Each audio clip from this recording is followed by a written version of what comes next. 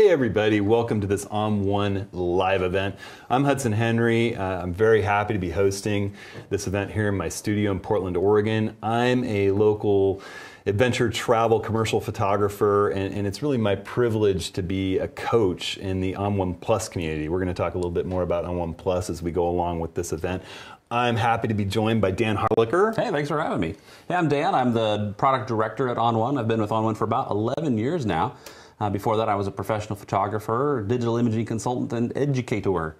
And you're an all-around great guy. And an all-around great guy, thanks. So, today we have a really fun event planned. We're going to be doing live Q&A throughout it. So if you have questions, jump into the hashtag AskON1 on Twitter. That's ASKON, the numeral 1. So hashtag AskON1. You can also ask your questions on Facebook. We're going to have some tips and tricks, quick short videos that play throughout the session. And we're going to really break it down into 3 sessions. The first session is going to be all about the new course that I've been collaborating with ON1 on and just finished, Approaching the Scene. The second part is going to be some live editing. Dan's going to do some live editing. I'm going to do some live editing in PhotoRaw 2017. And then finally, Dan's going to showcase some of the really cool features that are coming in the free update just around the corner for everyone who has PhotoRaw 2017. Yeah, so stick around for the end. There's some really cool stuff coming there. Some really cool stuff. And don't forget, this is getting recorded too. So if you need to run off for a minute, you can always watch the recording, catch up, or if you want to play it in slow motion and see the exact steps that we do. Yeah. So, yeah. Well, you don't want to watch us in slow motion, no. Though, really. Or you can speed it up and get to the point. There you go, right. You can watch it at double speed just to get through. So it's all going to be recorded. We want your guys' questions, so send those in. It's going to be a lot of fun.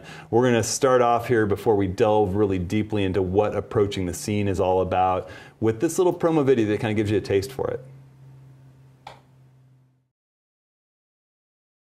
Every photographer I know, including myself, has arrived at a location and wondered, how the heck am I going to photograph this?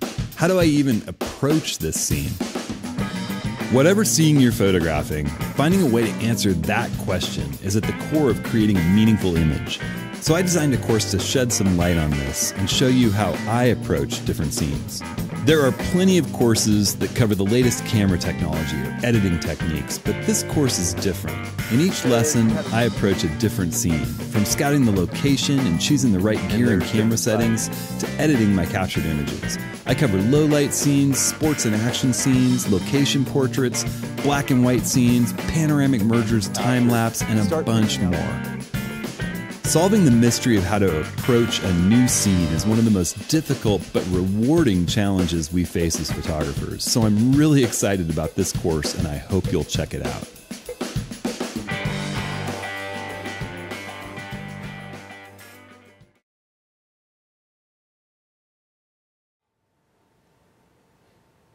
So that gives you a little idea about what Approaching the Scene is all about. You know, before I go delving into what went into producing this training series and some of the fun times that we had producing it and some of the tips and tricks that we share in it, talk about some of the things that we've shared with our viewers in that course, and we're going to do a Q&A session right afterwards. So again, hashtag AskON1 at Twitter. If you're on Facebook, jump in there in the event. You can ask questions right there too. So I want to talk just a little bit about how this course came about. In 2016, Matt Laskowski and I, with ON1, started the ON1 Plus community, and we based it around sort of community interaction. It's a group of people, sort of almost like a photography club, people who want to get better at photography.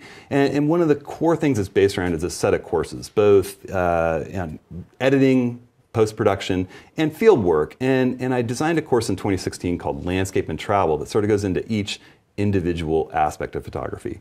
We talk about exposure, we talk about aperture, shutter speed, ISO, then we go in and we sort of take it from the basics all the way through to advanced topics like HDR imaging and time-lapse and video. I love the way you take the approach where each video is kind of one topic at a time too. It's right. Like, here's one on aperture, so you really understand everything about how that exposure control works. Exactly. And then through the course of the year coaching, one of the things that I noticed, one of the most common questions that we got, the thing that people really wanted to learn was, I've arrived at this scene. I've got that whole toolkit about, how do I use my camera? How do I think about exposure?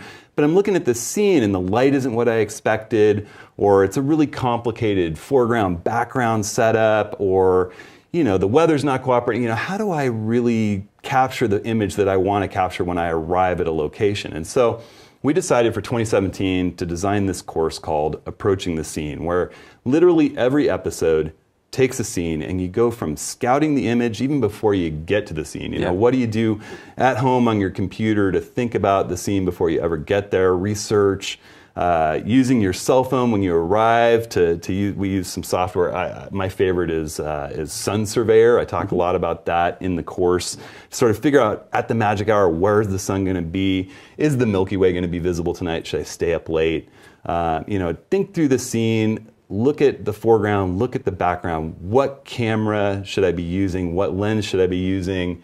What are the settings that are going to be best? And then bring it back into the studio and edit the images that we capture in that episode, start to finish, in PhotoRaw 2017.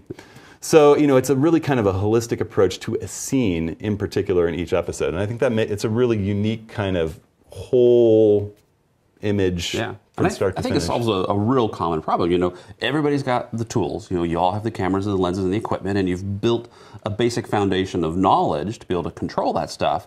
But it's actually that I've arrived at this place. How do I craft a photo out of this? How do I compose it? What's going to be the best composition? What's the best way to deal with the light at the location? That's something that's really hard to teach, and I think you guys have done a really good job of doing that. And the ON1 Plus community has been taking this course. So it's been kind of spooled out episode by episode as we've been producing it. And the reaction's been really great. If you're not in the Plus community, you can just scroll down on this page. There's actually a buy link for it or to join Plus. But the Plus community has been really enjoying it. The feedback has been great. If you're in Plus and you haven't been checking it out, definitely, jump in, check it out. Some of the things that we talk about in there, what to bring with you when you're going out, no matter what kind of scene you're capturing. And this covers a whole variety of different kinds of scenes. We talk about location portraiture, we talk about sports and action. And one fun thing is it's all filmed in the Columbia River Gorge. Here in Portland, we have a plethora of beautiful locations to choose from.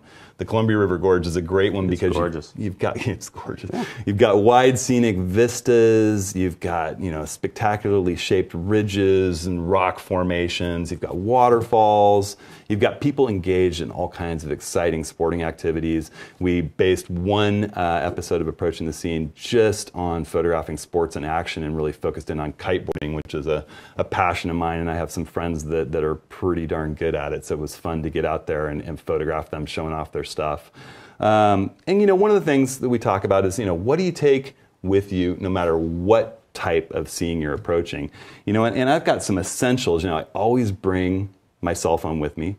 And it's not just for, using Google Maps and getting to the location. There's some great apps out there to help you figure out the light and how the light's likely to be changing. You can check the weather, you can check your location in Google Earth or Google Maps. You can get into Sun Surveyor, use its live view and figure out exactly where the sun is going to line up with your scene later in the day when the light gets good. When it's going to hit the horizon, and check tide tables if you're shooting at the beach, know when high tide or low tides are going to be. Yeah, it's an indispensable tool. Smartphone is an indispensable tool in the field. These days, I think a lot of people think that with digital photography, filters aren't important, but I invariably have my circular polarizer with me. Even if you're shooting a rainy, cloudy scene in the forest, a good circular polarizer will cut the reflections in the foliage and really bring the colors in the scene out. If there's a rainbow that pops up in your scene, the polarizer is just going to pop it out of the scene. Even commercial shoots where I've been shooting automobiles for corporate clients, you see yourself reflected in that windshield, stick the polarizer on, and all of a sudden you and the tripod disappear. I mean, it's just a really powerful tool. I never shoot anything outside without a polarizer. And one of the things I've actually been doing is when I shoot water, I actually shoot it with the polarizer at different angles. And then I can layer it and I can selectively paint in reflection just where I want it. So I can have it completely black, or I can paint in the motion where I care about it by using those different layers. Just gives yourself more options in post-production. And that's the thing that we talk about quite a bit in Approaching the Scene, is really shooting for that edit. Thinking about how are we going to edit this thing when we get back. Because there's a union between thinking about how you're going to edit the image in the field, thinking about how you shot the image while you're in the field when you're editing, and to get the truly best image, you have to be thinking about both phases of your creative process. Exactly. The software is just another extension of the photographer's toolkit. Just like when we used to work in the darkroom, we would know in advance the sort of things we were going to do in the darkroom. Exactly. It's the same thing now. You just have a much bigger darkroom that doesn't smell bad. So much bigger. Yeah. Another thing I don't leave home without are good lens cleaning, a great microfiber cloth. I like these Zeiss pre-moistened wipes. They're just basically a non-smearing alcohol-based wipe that won't damage your optics, and you can get those fingerprints off in a jiffy, and it just fades, evaporates without leaving a mark. Every time I go to a barbecue joint, I hold on to those just for that. So. Just kidding. Don't use those. Those won't work. Yeah, they'll burn soft tissue. Blake Rudis has a strong story about that. You have to ask him something. The other thing is, a really good stable tripod. I know a lot of people are always looking to shave weight in their camera equipment, but I actually like a heavier duty tripod. I'll leave a lens behind to carry a little bit heavier tripod just so that it's nice and stable in the field. And I'm not a fan of a tripod with a raisable center column. Yep. I know a lot of people like that, but once you raise it up, you lose the stability of being positioned right over the top of the legs. And I'm actually a fan of fluid heads instead of a ball head like a lot of still photographers use. This is more of a videographer type head. But you can see I've got the head totally loosened right now. And there's no way that my camera is going to flop because I can sort of balance my camera on the top of this. Once I level the tripod down here, I can just get it level the way that I want. It's going to stay level no matter what move I do in my composition. Mm-hmm. There's just a lot of little things about it, and it's actually lighter than a lot of the top of the line tripod heads out there, and it's considerably cheaper. So that's all in my gear video. Some of these little guys, if you want to grab them, are available also. If you go to my website, my photo training page, you'll find an affordable gear link at hudsonhenry.com. Yeah. But we talk about all that in approaching the scene. I just reiterate, don't skimp on the tripod. That is a really essential part of anything that you do, especially this landscape where you need to have multiple exposures, or you're doing a panorama, or you want that long exposure for water. It's really important. And one of the things you have to watch is when you buy a tripod, especially if you're buying one online, is when you look at the specs, a lot of times they tell you the spec with the center column raised, which Hudson says you really don't want to do. If you come with one, I always keep mine down. I never actually use it. It's the, oh my gosh, something horrible happened, I need to bring it up, but it's very unstable to do that. So watch the heights on the specs. The other thing about having a center column on your tripod, let's say it's springtime like right now, and you want to be taking macro images of flowers low to the ground. If you try to get low to the ground with the tripod with a center column, that center column hits the ground. If you raise it and spread the legs out, then your camera's, you just can't get away from that center column keeping you off the ground. So a number of reasons to kind of avoid tripods with center columns. In my opinion, we can. I rarely use it. Yeah, exactly. So, I think that we're the other great thing in approaching the scene was using PhotoRAW 2017, and I just fell in love with the process of being able to go directly from develop to effects with a raw image and do layered masked editing on that raw image in effects. And then if I say I made a mistake in develop, or I just didn't boost the shadows enough or something, I can always jump straight back into develop and watch that change in my basic kind of raw image processing propagate through all the finishing effect filters that I put in. Yeah, having that full raw data at the bottom of think of it like a stack of your work, it's always there, whether you're doing the basic development or the more advanced effect stuff. It works through that entire stack the whole time. So you're not actually cooking it, losing data before you can send it out to another app to do effects. You can do it all right inside of PhotoRAW. Really, really powerful stuff. So I think at this point we could take a few questions about, literally anything, whether it's PhotoRAW 2017, approaching the scene course, plus ON1, whatever. Gear tips and ideas, things like that. So a reminder to ask those questions, go to Twitter, use the hashtag AskON1, that's ASKON 1, or you can use Facebook as well. Let's take a look at some questions here. So the first one is recommendations on what to do when there's bad weather. So how do you keep your camera dry? How do you keep your lens dry when you get that mist coming off of waterfalls, for example? I think there's a couple of questions there. When you encounter bad weather, what are you going to do because you're not getting magic light? And then there's the bad weather with keeping your camera dry. I use an Optech rain sleeve, which is it's a relatively cheap product. You can get off B&H, you can get it off Amazon. Optech rain sleeve. It has a little cinch that you can put around the hood in front of your lens. It's good to use your hood when you're out in weather because that's helping keep the rain off your lens a little bit too. And then it just kind of pulls back like a clear plastic bag over your camera, and you can reach up into it and still get at the controls. You can still see them. You can wipe the bag and sort of see what's happening on your rear LCD, and it keeps your camera dry. That's a really good thing. Yeah. It doesn't keep your front element necessarily dry in a waterfall environment. And when we were filming Approaching the Scene, one of the lessons was filmed at this really spectacular waterfall that was just raging the day that we were there, and it was blowing this mist right down the valley, straight down the stream. And in a lot of the compositions that I would have normally liked to have captured, there was really no possible way to capture an image without just having the lens completely covered in mist. Yeah. And so, that's one of the things that we talked about in that episode of Approaching the Scene was trying to find another angle where there's a little less mist. Maybe shoot down on the waterfall, which during the middle of the day can actually help you minimize, a cloudy sky, get it a little more out of the scene and capture a little more of the river. So there are some creative ways to deal with high quantities of mist or rain coming down.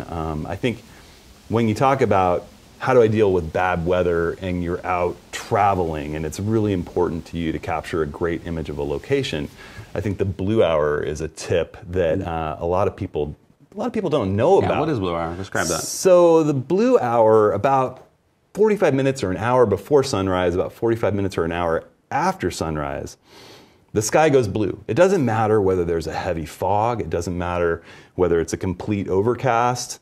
As the sun is sort of going around the corner, the last light that comes filtering through is blue. And that even a clear night with stars, space will be sort of blue before it goes to that inky black. And I know that some of you have seen images of stars over the mountains. I think Dan's actually going to show you something like this, that you've got that kind of blue of space. Well, that's kind of an afterglow from the last light of the sun reaching around the corner. And it's the blue rays that come the furthest. And so that hour after sunset, hour before sunrise, you can get an image with really interesting blue hues in the sky, kind of a blue reflection. And if you're out in a place with incandescent lights, that warm yellow incandescent light, tungsten light, looks really good with that blue sky. So for cityscapes, I remember a trip when I was in Maine that I was there to photograph for 10 days, and I literally saw the sun for about a half an hour in the middle of the day, one day. And I used blue hour to get some interesting photos, that had some mood to them. Otherwise, it was just going to be bland shots. Well, the other thing a lot of people don't know is when we look up and we see that all-white sky, that's just because it is so bright and our eye can't really compensate for it, but your camera can. So if you stop way down and you shoot an exposure for those white clouds, there's actually a lot of texture in there. And you get these very powerful, ominous-looking skies when you do that, and it can be really great. Yeah. Like that, where you can actually get the texture in the sky, and a lot of times you get that little bit of light that'll peek through, and it creates that amazing moment that you don't really see visually, but photographically you can see it. And this was a really gray day in Patagonia, down in Torres del Paine National Park, and literally doing exactly what you're talking about, exposing more for the clouds, letting those shadows kind of fall off, and waiting to that blue hour when the last light coming across the scene was blue. All right, let's ask a couple more questions. Here's one. Have you ever used a reflector when photographing nature? I have not necessarily used a reflector when photographing nature. I've actually used fill flash on occasion in deep forest scenes.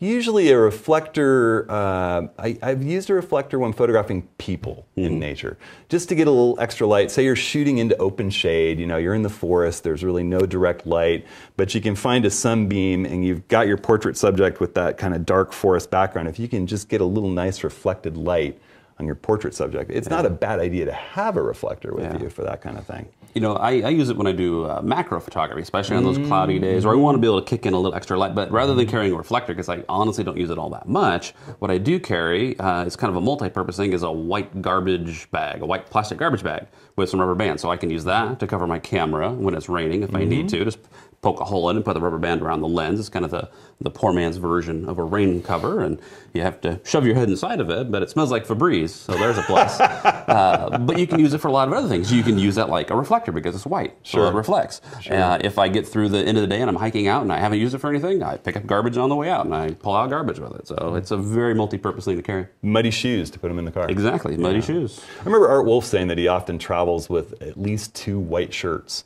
And that he can use those as reflectors in a pinch, and it takes no extra weight. So, yeah, little tricks, little tricks. Let's see, what else we got here? Your favorite scene from the course? You know, we went to a place I've never been before in the gorge, and I've heard lots of photographers talk about it. I remember Scott Davenport just raving about it last year, and so I decided it was going to be a place that we were going to go and approach in the scene, and we used it for a couple of scenes. We used the stream in it for long exposures, and we used the waterfall for panoramics, and it's Panther Creek Falls. Have you been there? I have seen lots of pictures, and I'm going to go this summer. It's you see the photos, and it's tough to really to know how impressive it is until you actually get there. It is a really monstrously large waterfall. It's spectacularly beautiful. It's set in this really nice woods with a lot of mixed kind of deciduous and coniferous forest, and the stream it's got multiple streams flowing into it. So the waterfall is really coming from multiple sources. So there's a high fall, and then there's a raging lower fall that kind of spills into it. Really, really fun place to shoot. We had a little bit of fall color. We shot there in the fall last year, and it was a beautiful scene. I could recommend to anybody. It's on the Washington side of the Columbia River Gorge, just a little bit east of Stevenson.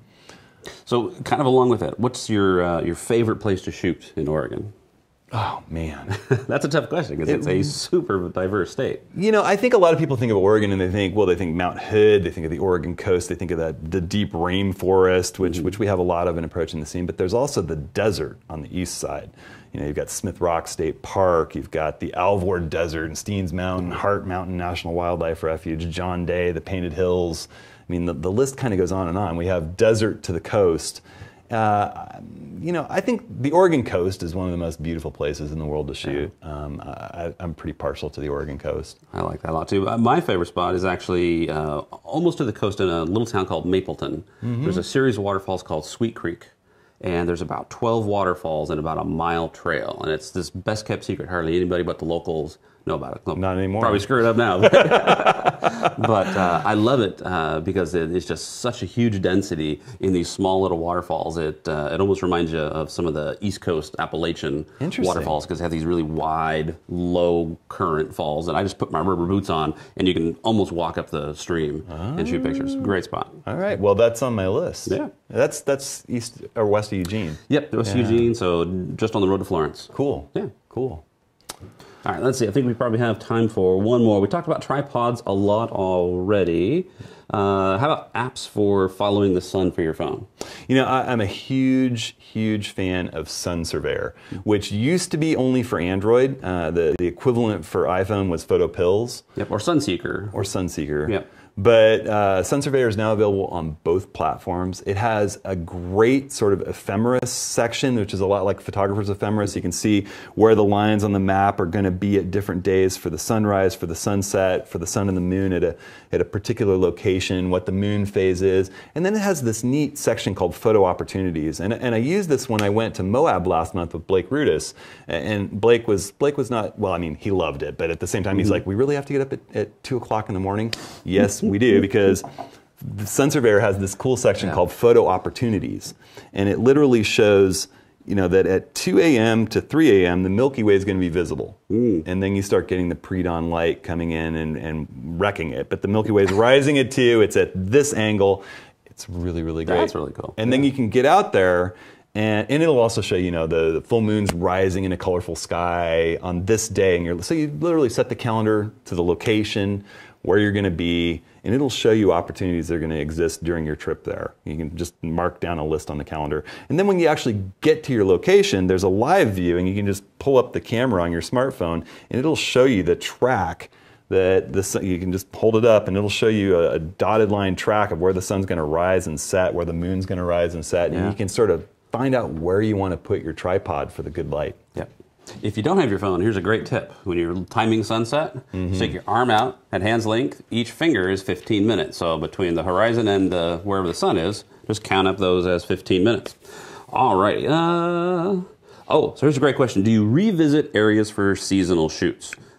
Absolutely. I think that is that's a really good question, and if you really want to get a beautiful image of a place, you're unlikely to get it the first time you visit.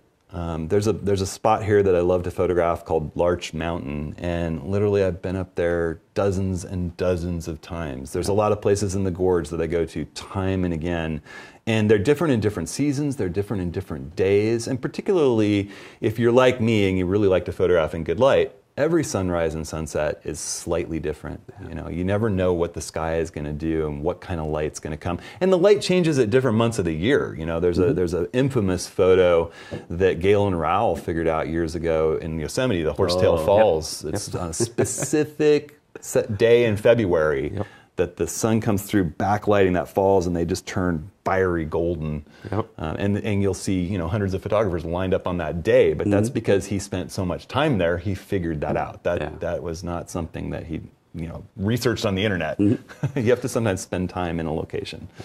Well, one of the things that I do to help remind me of that is a lot of times I'll do scouting with my phone. I'll be out with a family and I may not have the opportunity to take out my big camera, or the weather's bad. So I'll shoot a picture on my phone.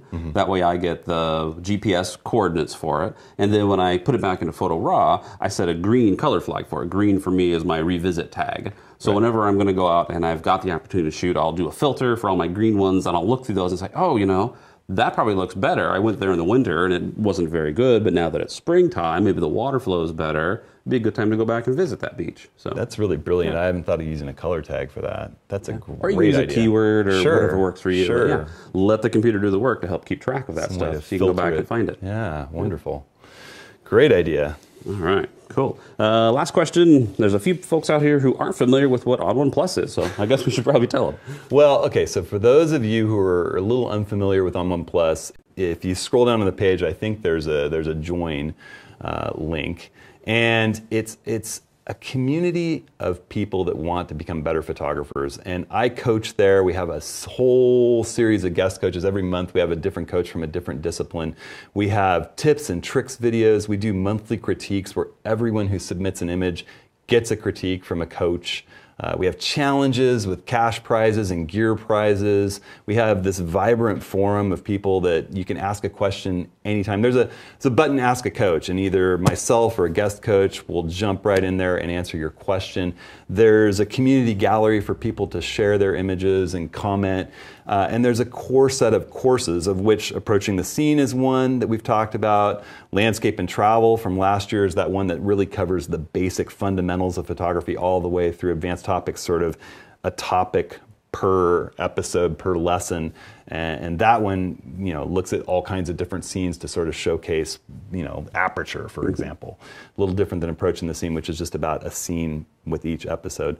And there's also a lot of post-production education in there. You've got Matt Kloskowski's Ultimate Guide to ON1 Photo Raw. You've got Matt Kloskowski's Ultimate Guide to Lightroom for those of you that use Photo Raw as a plugin for Lightroom. You've got all kinds of amazing education resources there, hundreds of videos, and constant new content coming every week. So it's a fun, vibrant community for people that share a love of photography. And of course, there's all the critiques and photo sharing, and you know, you're going to Yosemite, so you can actually ask people, you know, hey, what should I shoot? The community will actually help you out on advice on times to go, tips to where to stay, where to eat when you're on a trip. So, and honestly, I can say we haven't had you know, a single troll or negative, you know, experience with anybody in Plus. It's a cool community of people that are very collaborative and positive atmosphere. It's great. Yeah. Well, cool. So I think before we come back and do our live editing session, which is next, we're gonna jump out for a second to kind of an oldie but a goodie. It's an episode of On Location, ON1 On Location, with Matt Kloskowski and I approaching a scene in Central Oregon.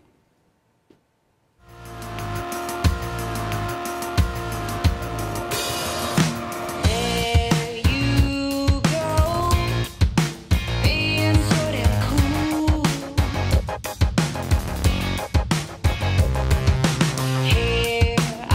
Let's go ahead and agree right now that for city dwellers, the road trip might just be the best thing ever invented. A ton of camera gear in the back, even better. On this road trip, I'm with some of the ON1 crew, including my good buddy Matt Kloskowski. Matt and I have been out shooting together a bunch of times, but never where we're headed. This trip will take us to the vast and spectacular southeastern corner of Oregon, through some of the more remote regions of the US. Our first photo stop, the renowned Painted Hills. They've been photographed quite a bit, but neither Matt nor I have ever checked them out. It's one of those spots that as a photographer, you just don't want to pass up. Just keep on doing what you do.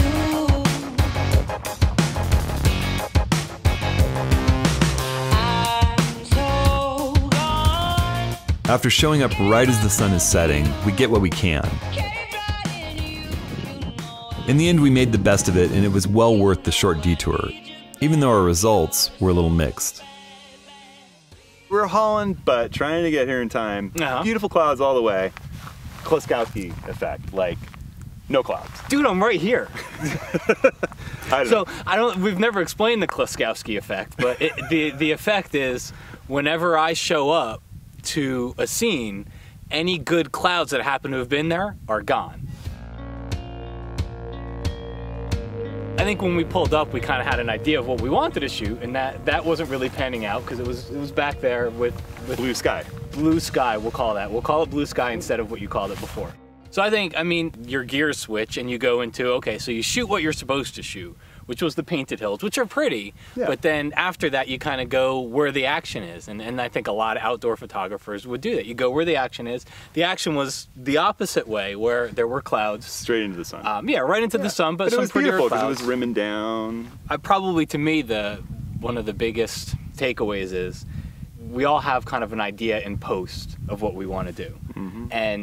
And when you see a shot like that and you can see those clouds, you can see the light, and you know that you can bring up the shadows in Lightroom, and you can bring down the sky, and you can do all that, that you could still make a nice photo. And it's still a beautiful place. It might not be what you set out to shoot, but it's still a great place in the end. We knew the images we got at the Painted Hills probably weren't going to win any awards. The conditions just weren't that great. But we shot with our post workflow in mind even more than normal, and later it was cool to use Lightroom and Perfect Effects to edit them into something that I'm proud to share. By the way, there's a Perfect Inspiration video where I go through that process in more detail, so definitely check that out. And our Eastern Oregon road trip continues in a few weeks. Next up, Matt and I hit the Alvord Desert. The Alvord is one of those iconic locations where you're hard-pressed to take a bad picture. See you guys then. Gave myself to you. Caved right into you. You know I need you bad. You know I need you bad. You're so bad. Hi everyone, thanks for joining us today. I'm Dan here with Hudson. Reminder that this session is recorded, so if you're just coming in, don't worry, you can always go back, watch the recorded version. We're also taking questions throughout the show today, so if you have questions, use the hashtag #ON1 on Twitter, or you can ask your questions on Facebook as well. We're going to jump in, we're going to do a couple live editing sessions. Hudson's going to show you a great action sports shot, and then I'm going to show you a kind of a cool shot that we did on Mount Hood. So Hudson, let's take a look at this. Yeah, so I'm sitting here in Browse right now, and I'm looking at some of the images from the end of the day when we were filming the Approaching the Scene episode for Sports in Action. And I was working with my good friend Celeste, who is just a radical kiteboarder. She's amazing. And, you know, there's this one image that kind of stands out to me. I'm going to jump in here to my left panel and hit my filters and kind of filter it down to my favorite images from these series. And I want to go ahead, jump in here, and take a look at this one where there's a bunch of spray blasting up over Celeste's head. So I'm going to jump from Browse into the Develop app, and we're working on the raw Nikon D810 file here. I boosted the exposure a little bit. I was shooting at f2.8. The light was getting really low, so I've boosted the exposure a little bit on all these to kind of get them in that range. And the first thing I'm noticing, you know, there's some blue going on with the water reflecting up here, and there's this nice kind of golden background looking down the Columbia River Gorge with that sunset light coming in. First thing I want to do is grab a local adjustment, a gradient adjustment, and I'm going to just drop it in here. I'm actually going to put it pretty much on the water line. And what I want to do is I want to just darken that background a little bit. So I'm adjusted down a stop. That's kind of my base setting for this. And I can always grab the feather and move it up and down. I think right here we're okay with a pretty narrow feather here. And I'm going to just look at the contrast effects of this. I can either increase or reduce. I might increase it just a little bit to get some more kind of detail on these ridge lines. I'm going to pull the highlights back just a little bit, take a look at what that does. It's definitely giving me a little bit more detail in the sky. And one thing I want to do is I really want to turn the color temperature even more warm in the background and boost the saturation a touch. So that's just kind of working only on the upper part of this image here. And you can take a look here and see that this is a view of the mask that's going on from this adjustment. So that's a local adjustment. Now I'm going to jump back into my overall settings and develop. And I want to set my black and my white point. And I'm going to hold down the J key here and pull my white slider up a little bit until I start seeing.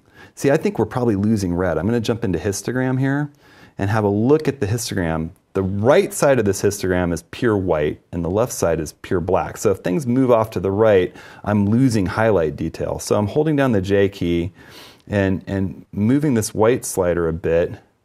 I may need to pull my entire exposure back a little bit. I don't want to lose that red channel. So there you can see where I'm at.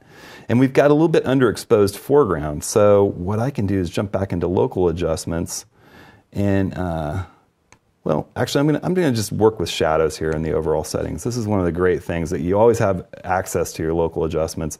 I'm going to go ahead and look at the black point here, holding down the J key. And as I move down holding the J key, you can see as I start to lose my shadow detail to black on the left side of the histogram up at the top here. So I'm going to just kind of get to the edge of where I'm clipping those shadows. And then I'm going to boost the shadow detail to kind of move the data back into the midtones. But I'm taking advantage of all the contrast available up in my histogram. I'm not clipping that red channel. I've set my white point and my black point where I want. I can pull highlights down a little bit. The shadows are really, really where the action's at here. And you can see if I didn't have this gradient adjustment here, we'd really be blowing the background out. We've made things a little bit darker with an exposure adjustment, and a little bit warmer with that temperature adjustment, a little more saturated. So I might add just a little bit of structure here, but this is where you get into the power of Photo RAW 2017. If I add too much structure here, I'll start to get a little bit of fringing here, kind of along the edge. You know, I'm adding micro contrast along with the structure and sharpening, but you start seeing kind of a little bright outline of this ridge in the background. And I don't want to do that at this level. I want to go ahead and do that with dynamic contrast in the Effects app. And the reason for that is I'm going to be able to use masks there and mask that effect and put it just where I want it. But you can see how as I grab this structure, it really makes the details in this image stand out. It gives us micro contrast. So I'm just going to add a little bit, and I'm going to bring this image into Effects. Here in Effects, I'm going to go ahead and add that dynamic contrast that we were just talking about. Hey, can you go back and click that Add More button for just a second? Add more. Or add filter right there. Right. So for those of you guys who don't know what Effects is, Effects gives you like 23 different filters that you can stack on top of your photo, on top of that raw photo, just like you would in the camera. You know, you might do a polarizer and a warming filter and a neutral density filter. Right. It's the same idea, but you've got a much bigger tool set to work with. And keep in mind, this is all working on that raw data as well. That's what's so exciting. Yeah. Because there's a lot of us who've loved using Effects for years and years to add these layered filter effects to our images for quick, easy finish editing, but the ability to do it on the raw file and to do it in a masked, layered way on a raw file is really, really not just exciting, it's revolutionary. So I'm going to go ahead and delete that new one. I have a special style saved here in dynamic contrast, which is one of my favorite filters because it does add that micro contrast detail and some sharpening and just gives pop to the image. I have one that I've saved here called Hudson's dynamic contrast. And what that does is it just adds a little bit of dynamic contrast to the small details of the image. You can see if I boost that, it really makes those water droplets stand out. I want to just leave it down there where I'm adding a little bit. It adds some medium detail contrast and it adds some large detail contrast. That's like those ridges in the background and the big chunky objects. So it's really easy to save your own style if you get a look that you want and then have it pop up at the top of that list right there to use every time you want it. I'm going to go ahead and grab my masking brush here. And we can actually take a look at what I'm doing here. And I want to, just like I said when we were in develop, I want to paint that out.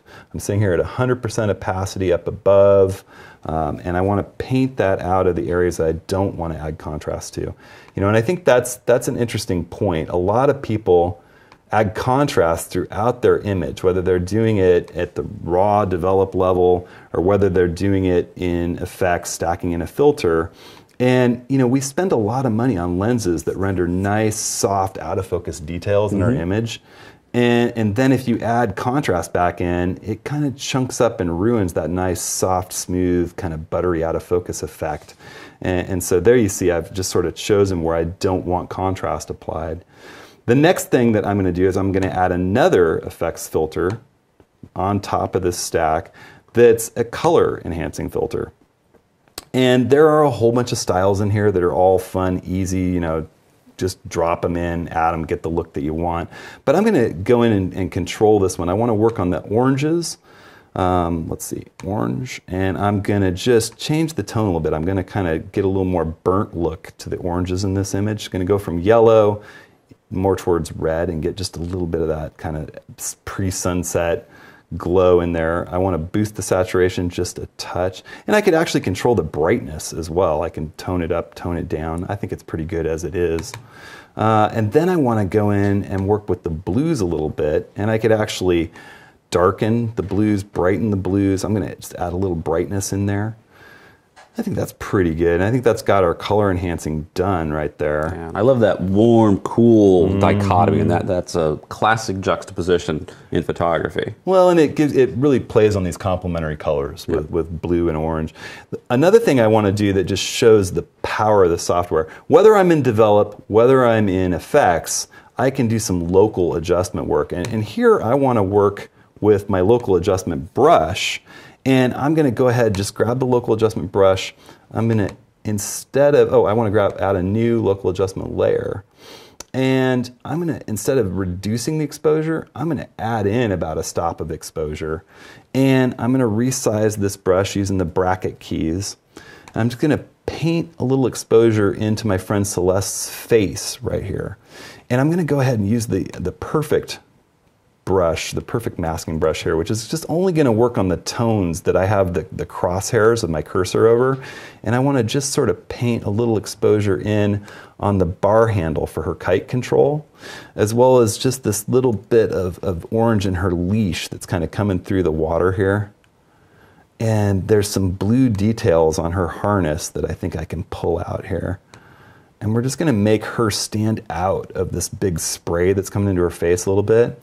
Then I want to tone the opacity down just a little bit, maybe to say 40%. I don't want to add as much brightness here.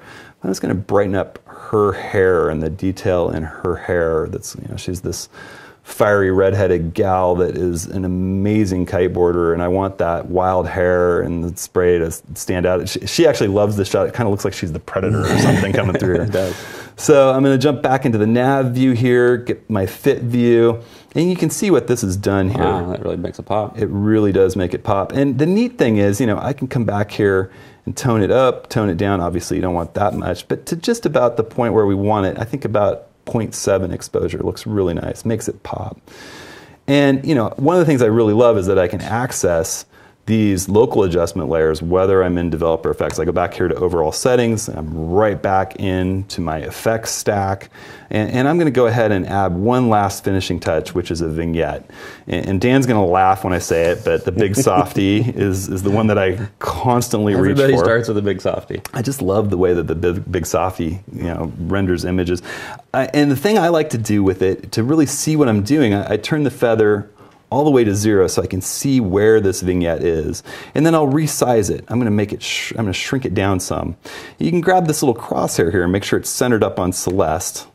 maybe even a little bit lower. I'm going to grab it one more time and put it more in the center of her. You can even click and drag that around. Oh yeah, look at that. Click on the tool again. Oh, click on the tool. Yeah, click on that. Now you can click and drag it around. Oh, nice. See, I learned something new every day. Thank you, Dan.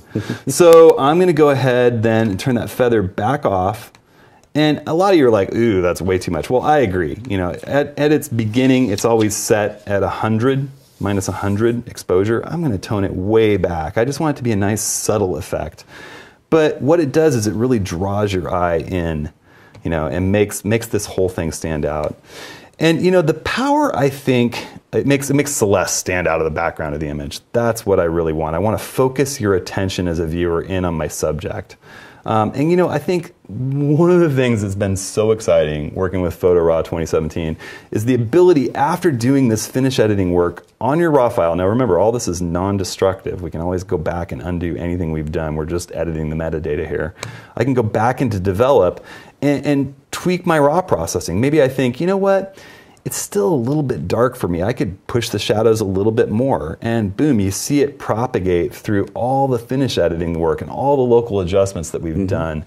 You know, it's not only fun, I really think it's revolutionary, and it's changed the way I think about editing. So, you know, I'm more the kind of guy that likes to spend a lot of time in the field, go out there, you know, have fun capturing the scenes, get back in, get the look that I want fast so that I can get back out in the field again, working more. You know, I'd rather be out creating more and spending less time, you know, futzing with getting the look that I want. If I can get it fast in post-production, it makes me happy. Definitely. And Photo Raw 2017 has helped me with that. So what did the before look like on that? The before looked like, it's going to be dramatic. Wow, that's a big difference. It's a huge, huge difference, and we did it really, really quickly.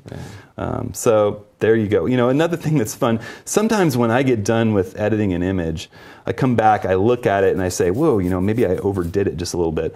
I love that you can just grab the overall opacity slider in effects and turn it down. Yeah. You know, you can say, you know, maybe I liked it better right about there, you know, and then take a look. I always call that the morning after. Yes, that is the morning after. I do that every time I retouch a portrait. It's like I get in there and I'm all close and I get it all done, and they're like, wow, that looks horrible, and I just bring that slider back down. Bring that slider back down. Or you know, we're all guilty of the crazy HDR oversaturation thing a few years ago. You just come back and drive that down to about 50%. It looks tasteful again. Exactly, fun stuff. So I think with that edit done, we're going to open it up to some Q&A before Dan does his live editing session. Yeah. So the questions are rolling in. Let's ask some. So people really want to kind of know about how you actually captured that shot, because this is, I mean, if you go back to the original, this is late day. You've got hardly any light that you're working with, but yet you have to be able to stop the action too. So you have to use a fast enough shutter speed. So how do you deal with a situation like that? Well, I think if you take a look at this before image that I've got up on my screen right now, it's obvious that it's underexposed. And that's because even shooting wide open at f2.8, which is why we have the subject isolated, and I actually like that look. You know, we've got a narrow field of focus. This is a long 200 millimeter Nikon VR2 lens. It's a 70-200.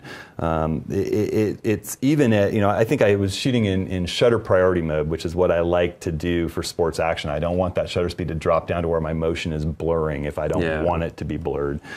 So I think I had it set at 250th of a second in shutter priority to make sure I was freezing the action. Might have even been 500th, you know. And I'm zooming in and checking on the back of the camera based on the speed of the action that I'm shooting. Even at f2.8, I'm a little bit underexposed. You know, I wanted to have a nice clean image that'd be really enlargeable, so I'm not letting the ISO on my D810 ramp up too high. These days, I would shoot with my Nikon D500, which is my dream sports action camera, but it came after we filmed this particular episode of Approaching the Scene. This camera has much better low light ability. It shoots better at higher ISOs, cleaner images, less noise, and it shoots 10 frames a second for 200 frames before it hits the end of its buffer. So it's kind of a machine gun out there. Record a movie. You almost can record a movie with it, although I think that the space requirements would be pretty ginormous. So that's the way I shoot sports and action. I use shutter priority. I make sure that that shutter speed's high enough to freeze the action, and I'll let the aperture drop all the way down, because a lot of times isolating your subject from the background is actually a great way to create depth in a two-dimensional image and draw the viewer's attention right to the subject that's important. Cool. Let's take some other questions. Can you share those settings in here as a preset? Absolutely. So if I go back here and turn on the settings that we just did, I can go ahead and save these settings as a preset. And yes, we can share them. Yeah. So actually, we'll save those and we'll post them up on the blog for folks who want to see that. The other cool thing you could do is you could actually take those same settings, and because it's all raw, it's all non-destructive, you could use it across other similar photos from that same shoot. Absolutely. Well, I'll jump right here back into Browse, and we can select all of our favorites from this particular shoot, and just with the one selected, we got the blue ring around this image, we can hit sync, and it'll take it a second because it's going through processing all these. And you would need to come in and reset the gradient. The gradient obviously here is too high, but we could drop it down. Here obviously too high, but it's going to get you pretty close to the same look to all these images. Yeah, definitely. Let's see what other questions we have. Your favorite ON1 filter? What's your favorite? Dynamic contrast. Everybody loves dynamic contrast. Well, and I like structure in develop as well. Yeah. But again, structure and develop, you have to be careful, because you can be adding contrast and sort of false edges to parts of the image that are out of focus. And that's why I tend to love dynamic contrast in effects. I'd rather apply that as a finishing touch. So I want to be careful that I'm not adding too much of that in I totally agree. It's something you want to apply selectively to your photo, not to the whole photo in most cases. Right. And being able to mask it and brush it in, and being able to control whether you want to affect the small details or the medium or the bigger stuff. Exactly. Is very powerful. So I'm a big fan of dynamic contrast too, although I think lens blur is pretty high on my list as well. The ability to really control the depth of field after the shot with a realistic blur that doesn't look like you just used a Gaussian blur. It doesn't look like a fake digital blur. It looks like a real in-camera blur. And you do some of the best work with that. I know you're going to showcase a little bit of that. I'll do a little bit of it, yeah. You do some of the best work with that blur tool. I love it. Yeah. Let's see. Other questions? Do we ask that one? Question, is there going to be a print module? Well, you can actually already print. You just go to the file and print, and you can print directly from there. Although what I do is I go to resize first, because in resize I can crop, resize, and sharpen it for the size of print that I'm going to make. Then I just click on the print button to bring up the print dialog, and I can send it straight on through, pick your printer, your paper, or your output profile. It's all color managed. So I know you're hard at work on soft proofing at some point for me. Soft proofing someday. Yes, we'll add that. Alrighty. Well, cool. I think it's my turn to I think it is your turn to do some showing off. Let me talk a little bit about this one. I decided to go old school. One of the great things about technology is it's always going. It's always marching on. Things get better and better as the years go by. So sometimes I like to go back and revisit a shot that I took years ago to kind of reinterpret it with my eye now. Because we also mature as photographers. We think differently, styles change. So I wanted to go back and grab something old. So I actually grabbed this photo right here of Mount Hood. And it was actually shot, believe it or not, on this guy, on my old 4x5 film camera about 15 years ago. And that's actually the film from it. It's so dark. You guys probably can't even see anything through it. Pretty underexposed. Yeah. Well, this was shot on Velvia, which was a 50-speed film. This was actually shot in that blue hour time that Hudson was talking about.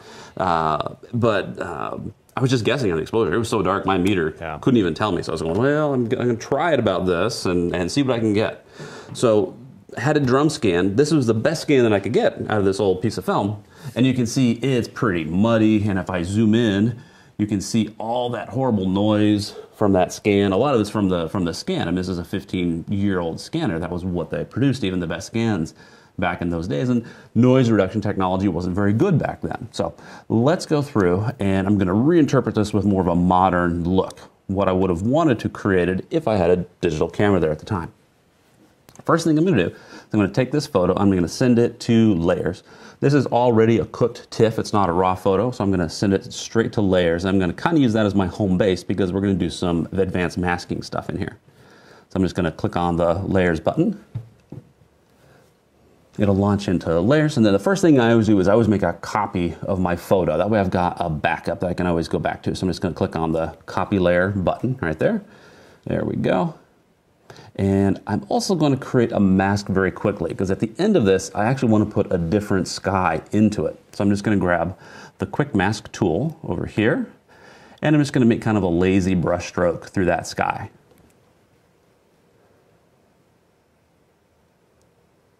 There we go. It's crazy. Isn't that cool? I love it when it does that. So that just kind of wiped out that sky. Now I'm going to go back to my other layer, and we're actually going to do some work on that one here. This one is actually going to be the one that we're going to use. I'll get to that in a minute. So now on this one, first thing I'm going to do is I'm going to crop this out. Shooting 4x5, you don't have a whole lot of lens choice. Nope. So I shot with what I had. Let's just reset this guy, and I'm going to grab the corner handles, and we're going to kind of recompose this shot a little bit. I'm going to get rid of this outcropping over here on the left. Illumination rock. There we go. And we're going to bring the right side in just a little bit. I'm trying to kind of get this cool little knob. You probably know the name of that knob. Crater rock. Crater rock. There we go. Kind of on that third line. There we go. So we'll kind of get it composed about where we want it. I'm going to bring it in just a skosh more. There we go. And then we'll crop that down. That did a couple things. Recomposed it, made it a little bit more interesting, and it got rid of some of the junk out of the scene for me right on the bat. The next thing I need to do is tackle some of these distracting dark areas in the foreground. So I'm going to use some of the built-in retouching tools. There's actually 3 or 4 different retouching tools. There's the Perfect Eraser, which is the one I start with a lot of the time when I want to completely remove an object. So if I wanted to get rid of, say, this tree right here, I would just paint right over it. It's a content-aware technology. It'll find similar textures around it and just fills it in. I use it all the time. It's so powerful. Yeah.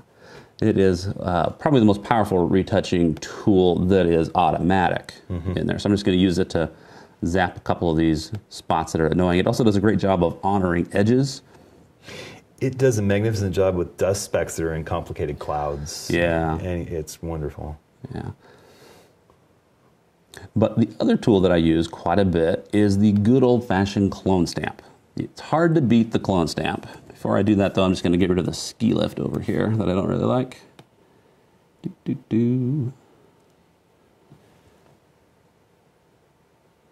There we go. Now I'll grab the clone stamp tool. The clone stamp is kind of the oldest of the retouching tools, but to me it's still the most powerful because I get full control. I get to pick where I'm cloning from, where I'm cloning to, and I can control things like the opacity and the feather. So I can get exactly what I want. It takes a little bit more savvy to use, but I still think it's the most powerful tool. And you guys will be happy to hear that it's actually coming to develop and effects in this free update that's coming out. So you'll actually be able to do cloning everywhere now. Which is actually, it's a great return of something that we've all loved for years. Oh, yeah. I mean, you guys completely blew up the software and rebuilt it, so. Well, and actually, the clone stamp was actually never in the effects or the only place you could do it was in layers, but now you'll be able to do it everywhere. That's so great. Which would be really handy. So I've actually dropped my opacity down to about 50, and I'm going to make sure I've got a decent feather on it that lets me blend it in with other stuff. And I'm going to use it to soften some of these ski runs in the foreground. I don't have to get rid of them completely because I'm actually going to soften the whole photo a little bit too. So I'm just going to use it to track along here. If you guys are wondering what that little orange circle is, that is a little helper app that helps you see what we're working on. So that's just so you can see the brush that I'm working at, just like the keystrokes that appear on the screen there. There we go. So I'm just going to use this to come through and just soften those up a wee bit. That's a technical term, a wee bit. A wee bit. I'm sure any Scots out there will know exactly how much that is.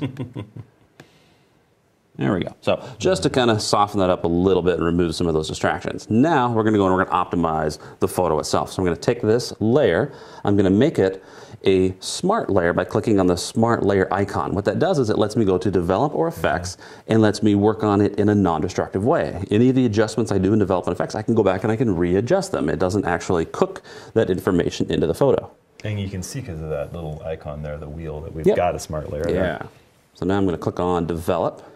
We're going to go in and we're going to, first thing I want to do is I want to clean up the color in this photo a bit and set the contrast. So I'm going to just grab the old auto button and we'll start with that. All right. So that made quite a big difference right there. Let me just turn the before and after off. So there's before and after. That's gone through. It's done its best job to set a black point and a white point and adjust all the exposure parameters. I'm going to like to double check those black and white points. So just like Hudson, I'm going to hold down the J key on my keyboard, grab the black slider, and I'm going to move it around until I get the amount of black that I want. I'm going to bring it down pretty close to the bottom. You can see there's just a little bit of true black appearing in these rocks in there. Never Maybe, a bad thing. Yeah, maybe just a little bit more. You want to have a little bit of pure black and a little bit of pure white. Same thing with the white slider. I'll bring that up. I want to have just the edge of white. There we go. So that's looking quite a bit better. My next step is I want to reduce some of that noise. So I'm going to zoom into 100%. And let's pan over here. There we go. You can see just how noisy this scene is. I'm going to go down and, this is top secret, so don't tell anybody. This is actually a development build. This is one that we're working on right now, so I'm going to show you a couple of the new features that we're working on. Right here is the new details pane. Oh, I'm excited. Yeah, the details pane combines sharpening and noise reduction into one pane. A lot of this actually came from feedback that Hudson gave us, because the two kind of work hand in hand. They're fighting each other, so as you adjust sharpening, you enhance noise, and as you reduce noise, you lose sharpness. So you kind of have to adjust the two at the same time. So we've combined those together. That replaces the old sharpening and noise reduction pane. If you love those, you can still use them selectively inside of effects as well. But now inside of develop, you'll have the new detail pane. Excellent.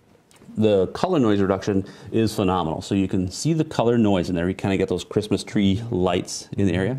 I'll just grab the color amount slider and I can turn that up. And you can see how I completely get rid of that. Yeah. The really cool part is if I hold the Option key down while I do that, let me go back here. If I hold down Option while I adjust that, it actually shows you just the color in the photo. It removes the luminosity so you can actually see the color. And I can actually just adjust that until the color gets as smooth as I want it to be. I've never seen that before. Yeah, this is actually brand new. Same thing with adjusting the radius. So sometimes you need to change the size of that radius depending on how big the noise pattern happens to be. So you can dial in the radius that you need. Nice. Works the same way with the luminance, so removing the noise in the luminance. Now, everybody has their own philosophy on this. I'm not afraid of luminance noise. To me, that's the structure, especially having this come from film. I don't want to take a lot of that away, but other people like to really smooth it out. So let me show you how you do that. Well, film noise is a little more attractive than a lot of digital noise too. Yeah, but this one is a little over sharp. So I'll just, again, hold down that Option key while I adjust it, and now I see just the luminosity. It pulls the color out, so it's not distracting as well. And I can just dial in the amount of noise reduction that I want. So I'm just going to soften that a bit. And again, I can hold down the Option key and adjust the radius, and I can see the radius of that smoothing. And sharpening works the same way. If I hold down the Option key while I adjust the sharpening amount, I see that just the luminosity while I adjust it. And if I hold the Option key down while I adjust the masking, I can actually see the edge mask that's generated to protect the edges. So I can dial it up so that the sharpening lands more on the edges and less on the sky, just like that. And I often use that masking with the Option key held down, just sort of check my noise reduction. You know, in different situations. Sometimes you want to get rid of more noise. Sometimes you want to leave a little noise in. But you can really see how much is there. Exactly. By pulling that masking. Yeah. So let me see. There's kind of before with all the noise. After, by pulling out the color noise, it's softening the luminance noise a bit. All right. Let's go back to fit. The last thing I want to do is I'm going to use effects, and I want to soften this snowfield in the foreground. I kind of want it to look like there was a little bit of depth of field going on. Something that's pretty hard to do when it's a mile away. On my 4x5, I could have done a little movement on it to simulate that, but I'm going to do it after the fact. So I'm just going to go to Effects, and I'm going to click on Add Filter, and I'm going to go down to Lens Blur. There we go. There's lens blur. Maybe just adjust the amount so you guys can see how that works. See how it looks like a realistic lens blur, just like if you grabbed your barrel of your lens and you twisted it in. It doesn't get those sharp edges that sit underneath it like you would when you do a normal blur. I'm going to use a pretty low amount, and I'll use the gradient tool to put that blur just on that snowfield in the foreground. I'm just going to twist it a little bit and position it where I want. I want it to kind of start to go out of focus about where the snowfield starts. And I'm going to tweak my amount so it's not quite so high. I just want to take the edge off the detail. There we go, something like that. So we went from, there's that original, to our adjustments in development effects. Let's send that back to layers. Now the cool thing is you notice back in layers, hanging off the bottom of that layer, you see development effects. I can double click on that. It'll take me back into development effects. All those settings that I used will be there. They'll be live and I can readjust them. Super handy. All right, now let's put a different sky in here. Because this was kind of shot at that blue hour and because it was shot on film a gazillion years ago, it wasn't a long enough exposure to get a black sky or to get any stars in it. So I'm going to add some stars. Now, if you have your own stars, you can add those, but I happen to know that in the last free update, we added a bunch of cool new skies from Scott Davenport and from myself. So if I go to the Extras tab, to the ON1 Extras, to the Backgrounds, and to the Skies, there's, I think, like 60 different skies that are included that you can use for your photos. And if I go down here towards the bottom, there's a cool night scene. And I'm just going to drag that in and add it as a layer. There we go. Let me close this drawer so we have a little more room to work. Great star scene. Yeah, so it's positioned it on its own layer. I can scale it to fit just by clicking this little scale to fit button. It automatically shrinks it down to my canvas size.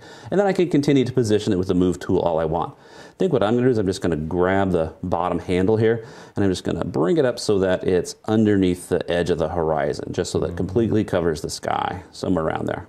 Just to get a little of that glow. Yeah, I want that lower glow to kind of come up from around the mountain. So there we go. I'm going to hammer that guy down. And now we just need to stick it behind our mountain. So what I'm going to do is I'll just grab the mask that I created. Remember at the very beginning I created a mask for this. I'm just going to copy that mask. So I've got it. There we go. And I'll grab that mountain and I'll drag it, or the sky rather, and I'll drag it underneath my mountain. Underneath my mountain. Smart layer. There we go. And now I'll just paste that mask onto it here. Watch this. Oops, sorry, I want to paste it on this one. And we'll paste that mask here. Paste mask. Maybe we didn't quite Doesn't want to let me here. I better let me do it over here. There we go. Boom. So voila. So now I've put that starry sky in behind the mountain. Now there's still a problem with it though, because we've gone from what was a modern digital capture to this old film, especially because this was Velvia, which had a crazy color palette.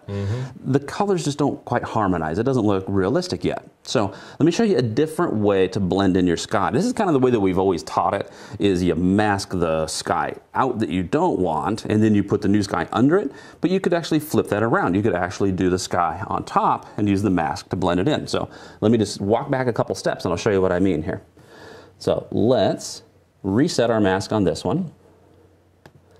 I'm going to take the sky, I'm going to put it up on top instead. I'll paste the mask onto this one. And then I got to flip the mask around so that we're doing the opposite. So I'll go to mask and invert mask. There we go. So now it's above. Now I can use opacity and blending modes to influence how it blends in. So watch, I could just simply use the opacity slider to dial that in, but even beyond that, I could use different blending modes. You're blending it with the underlying blue. Blending with that underlying blue. So if I really wanted all just the blue, I could just grab the luminosity option, and now I've got the blue of the original sky with the detail of the dark sky. And if I brought my layer opacity all the way up, I've got all the darkness and all the lightness of the stars. So that would be kind of the most perfect match. But I can mess around. I can pick other things. You know, maybe I think something like hard light is actually better. That darkens up the sky more, still gets in that same color family. Like that. Yeah. Get a little of that midnight blue in there. Yeah, exactly. All right, so there you go. We took a really old photo, we reinterpreted it using modern tools and technology. We took a quick peek at our new noise reduction. That's one of the cool new features that we're working on. I'm going to tell you about all of them here in just a couple minutes. All right, so let's go out and see if folks have questions about this. Yeah, so one question is, are you still shooting with 4x5 film today? Not as much as I would like to. I do a bit. Actually, I've got a shoot coming up where I'm going to drag out the camera and actually do some black and white stuff. I have a black and white course for Plus actually coming up. So we're actually going to do some black and white 4x5 photography as one of the classes for that. That's exciting. Yeah, that'll be fun. Somebody wanted to know about how to correct for horizon adjustment in Develop. You know, how to straighten a crooked So like horizon. to level something? Yeah. All right, so you can actually do that with the crop tool is where you would do it. So if I grab the, I'm going to rasterize this layer here real quick. Come back here. Because I can't crop on a smart layer, so I'm just going to rasterize that guy. And now when I grab the crop tool, you notice right up here at the top, there's a level tool. And what you do is you just select that level tool and drag it across your horizon. This probably isn't the best photo for it because we don't have a nice clean horizon to work with, but you get the idea. You'll grab that level tool and then you'll drag it across your horizon. I'll actually show it on another photo in a couple minutes here, so it might make a lot more sense on a different photo, but you can see how that rotated it ever so slightly to correct for that. Which is a great question because I cannot take a level photo to save my life. So luckily my camera has this little level thing built in that I try to use when I remember it. So. That's one of the reasons that I love using the fluid head, is that you set it up level to begin with, and then whatever compositional adjustments you make, the camera's locked in at level. So that'd be great for panorama, I bet. It is really great for panoramas, actually. Cool. What other questions do we have? Well, we got a question on, if you're going to leave all of your smart layers intact, how much size does that add to your file? It will. It will add size to a degree. So obviously the raw photo, the original raw photo, is going to be the smallest thing. That's only, think of it like one layer. It's totally unprocessed. That's going to be about the same megapixels as your camera. But once you actually develop that into a 16-bit photo, a TIFF or a PSD, which we would do to go in layers, it's going to get about 6 times that size. It glows up very large. And then each layer you add is going to kind of add on top of that. It's going to double on top. So it will get pretty big. I mean, this thing is probably going to be about 500 megabytes off the top of my head. And that's actually not unlike Photoshop. If you're working in Photoshop and adding layers to a PSD file, it continues to kind of balloon up, and you're faced with that choice of, do I save really big files that I can work every level of detail backwards on later, or am I really happy with the edit at this point? I'm going to just flatten it and save it. And you're not doing this on every photo. No. You're doing this on 1 in 100 photos that you're going to go through and do this. Your absolute top of the top photos. I think another thing that we can talk about is the fact that when you're working in Photo Raw 2017 on these raw files and finish editing so many of your images through at the raw level, where you don't necessarily need to jump into layers, and it's a little bit different. In the past, you would use whatever software you like to do your raw processing. I used to use Lightroom for all of my images, and then export a PSD file to finish edit in effects. Well, that's a whole nother file, and then if you saved it as a smart image in effects, they would get much larger. Now, if you're saving only your raw images with minor metadata updates, I mean, they're basically just the size of your raw files. You're saving so much space that. And actually, depending on the number of layers you create, a smart photo is actually smaller because it only has to store one layer and just the instructions, where if I had done that work on multiple layers, that gets much bigger doing it that way. So actually, if you're doing more than a couple layers, a smart photo is actually smaller. Interesting. Yeah.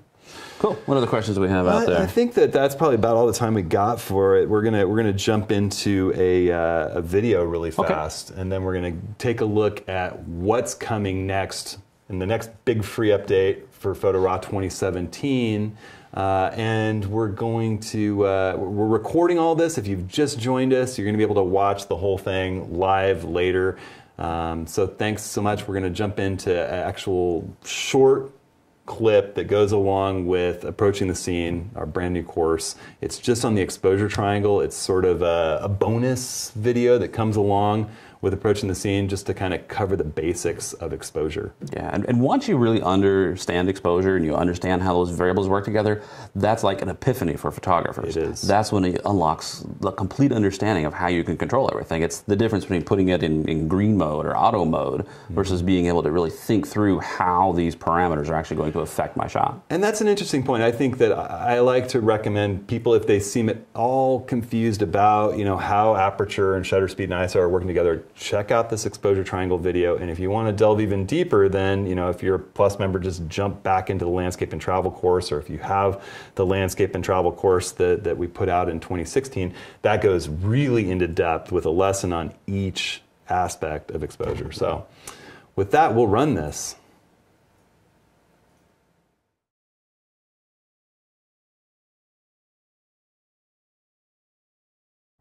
So this short video is just all about exposure. I think anytime we're embarking on a photo learning endeavor like this, it's good for everyone to have a background understanding of exposure and the variables that go into ascertaining the correct exposure for your image, as well as an understanding of how to take creative control of those variables. So there are 3 variables that go into exposure. We've got ISO, shutter speed, and aperture. And I want to represent it in a triangle because there's 3 points. They all have to be in harmony and balance. So at the top of that triangle, we've got ISO. And ISO is simply a measurement of your camera's sensitivity to light. It's actually how much is your camera amplifying the light signal that's coming into its sensor. And we use these numbers 50, 100, 200, 400. It's a reference to the days of film when different emulsions of film were more or less sensitive to light. And using the same numbers that we used in film kind of helps the generation of film photographers move into the digital age. So don't worry about why it's in hundreds. It's just a halving or a doubling of the sensitivity of your camera to light. The second point of the triangle is shutter speed, and shutter speed is simply a measurement of time. It's how long is that shutter open, exposing that sensor to the light. And we just measure it in seconds or fractions of seconds. Halving or doubling of light is a stop, or the time that the light's exposing the sensor. The final point of the triangle is what throws a lot of people for the loop. It's aperture. And it's just got some different terminology, but the fundamental principle is relatively simple. It's how intense is the light that's coming through the lens and exposing the sensor. So we control that through a diaphragm in the lens, an aperture diaphragm, and it's a lot like the iris in the human eye. It's just making the light more or less intense by closing or opening this diaphragm. It's measured in f-stops, which seem a little bit confusing. They're numbers like 2.8, 4, 5.6. Doesn't matter. Just know that the larger the number, the narrower that aperture, the less intense the light reaching the sensor. The smaller that number, down f2.8, very wide open, very intense light coming in and exposing your sensor. So when we think about this triangle and having each of these variables, for any given exposure, there's a proper balance between all three. And if you're gonna creatively change one for a specific purpose, you have to think about changing one or both of the others to keep that exposure in balance. So for example, if we're taking a portrait image, we want a nice blurred background, we're gonna use a wide open aperture, a low aperture number, because that's what's gonna create that shallow depth of field. It's another thing that aperture does, it controls depth of field. But if we're gonna change that aperture and open it wide up, your shutter speed is gonna have to be a little bit shorter and a reduced ISO, a low ISO that's not gonna overexpose the image when we have that really intense light coming into the sensor. Conversely, if we're out at the ocean and we want to use a really long exposure and blur the motion of waves coming through rocks, we're going to want a really long shutter speed. So we're going to have a lot of time that shutter's open, exposing the sensor to the light. We're going to have to crank that aperture down to a narrow aperture. We're going to use a big aperture number and again, a low ISO to avoid overexposing that image with the long shutter speed. So these are just sort of things to keep in mind. It's all a balance, it's an equation. So I hope that you keep these principles of the exposure triangle in mind and think about creatively using them to kind of pursue your creative vision as we're working through this photo training.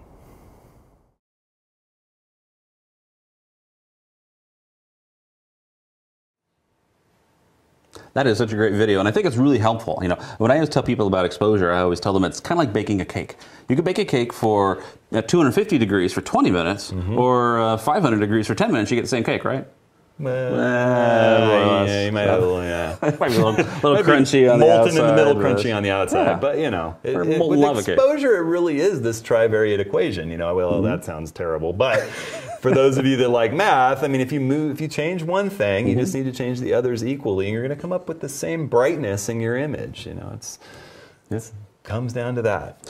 Well, cool. Let's talk about some of the new stuff that's coming out. So, since we launched Photo Raw back in December, we've actually done 3 free maintenance releases already where we've improved performance, we've fixed bugs, we've added new cameras. We've also responded to some feedback from our users where we've added additional support for things like compressed Fujifilm files, things like that. But this release is the first one where we're really adding a lot of great new features to it as well. So let me jump in. I'm going to show you some of the cool stuff that we're working on in this next free update. You'll have it in about a month or so. So let's take a peek here. The first thing we're going to look at is lens correction. You guys might have saw a little sneak peek of it, and I'll actually walk you through it. What lens correction will do is it'll detect the lens that you used on your camera, and it will look it up in a built-in database of over 900 different lenses, and it will correct the distortion, the chromatic aberration, or the basically the color fringing, if you will, and then also the peripheral fall off or the vignetting. A lot of times if you shoot with a really wide angle lens, the edges can get a little bit darker. And of course, these are all controls you can manually adjust as well. I'm going to show you that here in just a second. But the other thing, which you guys already saw, was that new detail pane in Develop, where you can control your noise reduction and your sharpening all at the same time. So let me jump in. I'm going to show you how lens correction works here. I'm going to grab this photo to start with. This was shot in New York in Grand Central. You'll notice that the color is horrible and I got this awful vignette from my lens hood around it. So I'm going to take this guy. It happens. Into develop. Yeah, this was one of those, oh, I have no excuse for this. So this is just bad craftsmanship. So let's take this photo into develop here. All right, so here we are. We're in develop. You'll notice here's the lens correction pane. It's automatically noticed that I'm using a Canon 17 to 40 f4. Now the version that I'm using today is still a development version, so the automatic detection isn't in there yet. We're still working on that. So I'm just going to pick the profile for my lens. So I'm just going to scroll down. There's my 17 to 40 right there, and you see it's kind of a subtle little change, but it just removes that distortion from the middle of the lens based on that aperture and that focal length that it was shot at, and even the camera model that it was shot on. Cool. I can manually override these, of course. There's a distortion slider where I can adjust it on my own. It's also really handy if you're using like an old-fashioned lens or a lens through an adapter where the metadata doesn't get through. Sure. It'll help you to manually adjust it, just like you can override the color fringing and the vignette fall off in there as well.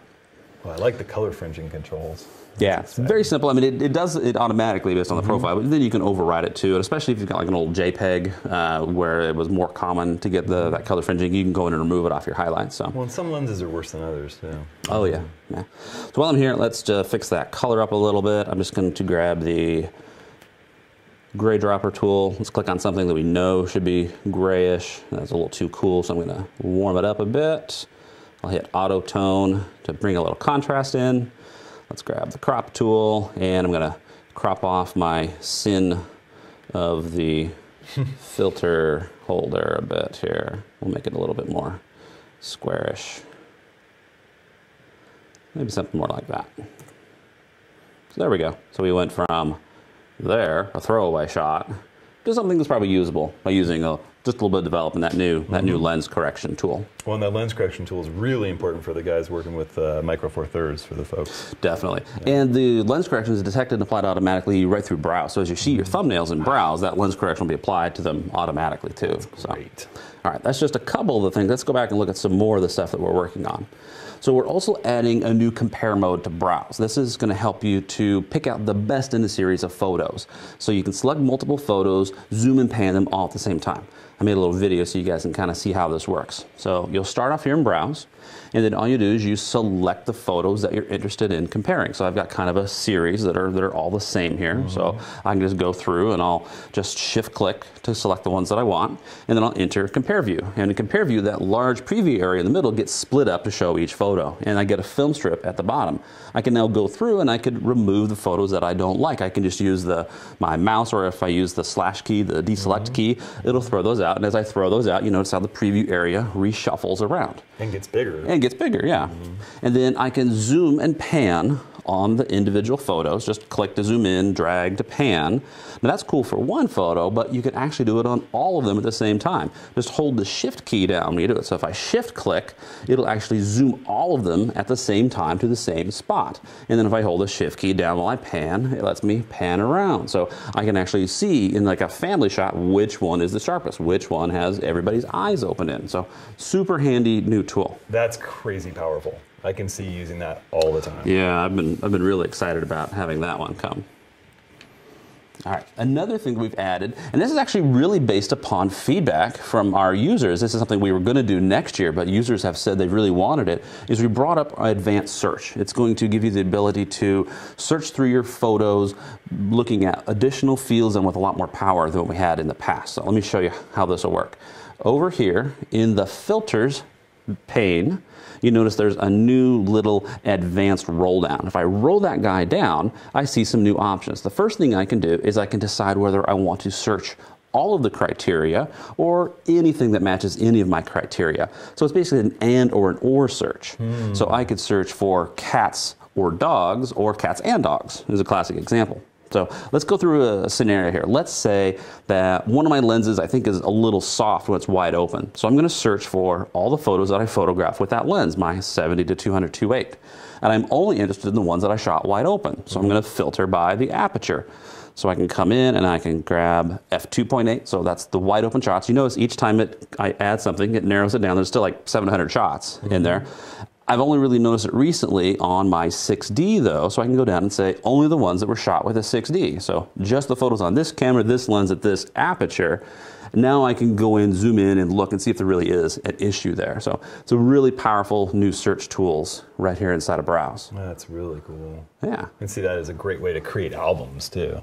Yeah, definitely. And those same search capabilities you had there are inside the Smart Album dialog. So you can save a Smart Album that constantly searches all of your photos to meet those criteria. And just continue adding them as you bring them in. That's great. Cool. All right, the next one we're going to look at is Clone Stamp. I kind of alluded to this, but the Clone Stamp will be coming to Develop and Effects as well. And as I mentioned, to me, the Clone Stamp, even though it's kind of the old-fashioned tool, is still the most powerful tool because you get to control exactly where the source data comes from and the opacity and the blending mode. So here's an example. I have this shot from, I think it was Italy, and this baluster is broken. You know, there's no content-aware tool that's going to fill that in accurately. This is a manual job. So watch. I'll just Option click. I'll source off of one, align it up, and then I just drag down and watch. It's just going to fill that in just like that. Perfect. So it's really the most powerful tool for that. The other place where it's really handy is when you have things that are a patterned background. When you use a lot of other retouching tools on patterned backgrounds, it has a really hard time matching them, leaves and things like that. So here's a great example. You know, I've got this electrical conduit running across there. If I tried to paint that out, it would probably just give me a smudgy result with an automatic tool. But by having the power of the Clone Stamp, I can select another one of those mortar lines, and then I can just paste that mortar line all the way across just by dragging that aligned cloning, just like that. So, and it's really fast, which is great too. So we're cloning on a RAW file. Yep, it's actually cloning on the actual raw data to create this underneath all of the other adjustments. Amazing. Yeah. All right, we're also adding a Lightroom migration tool. So inside of Lightroom, you'll actually be able to take all of your folders, all of their photos, all of their metadata, also all of your albums, and you can even create copies with your Lightroom adjustments applied to them.